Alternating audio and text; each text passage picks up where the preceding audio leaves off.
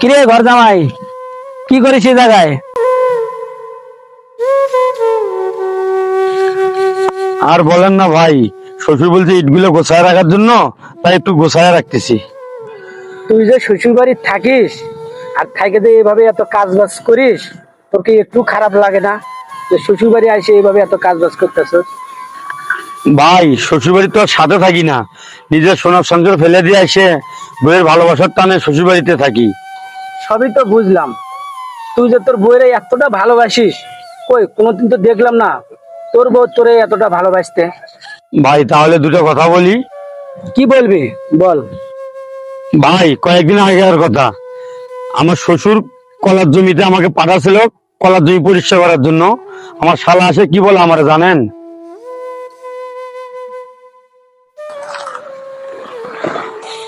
তুই এখানে কি করিস? সকাল থেকে এইটুকু কাজ করছিস? বাড়িতে আরো কত কাজ কাম পড়ে আছে, খাওয়ার কথা তো ভালো লাগে না। এই, আমার বাবাই দেখে তোরে ভাত দিয়ে পালে, আমি হইলে কবি তোরে বাড়ি থেকে বাইর করে দিতাম। ভাই সবই তো শুনলেন, এত কাজ করি দিন রাত এত পরিশ্রম করি, তা ওদের কাছে আমি দাম পাই না।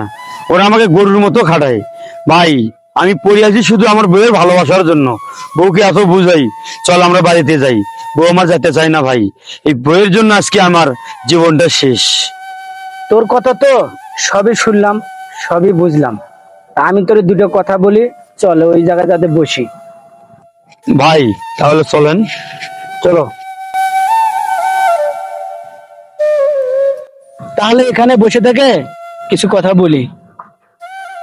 দেখো ভাই, যে মাও তোমারে 10 মাস 10 দিন পেটে রাইখা এত বড় করছে, আজকে সেই মাকে তুই এসে শ্বশুর বাড়ি আসছো। আমি বলি কি ভাই, তুমি যেমনি পারো তোমার বউকে বুঝে বাড়ি নিয়ে চলে যাও। ভাই আজকে আপনার কথা শুনে আমার ভুল ভাঙিয়ে গেছে। আজকে আমি বাড়িতে যা বউরে বুঝামু, যদি বউ আমার শ্বশুর বাড়ি থেকে আমার বাড়িতে না যায়, তাহলে আমি মায়ের সন্তান মায়ের কাছে ফিরে যাবো। আপনি থাকেন ভাই।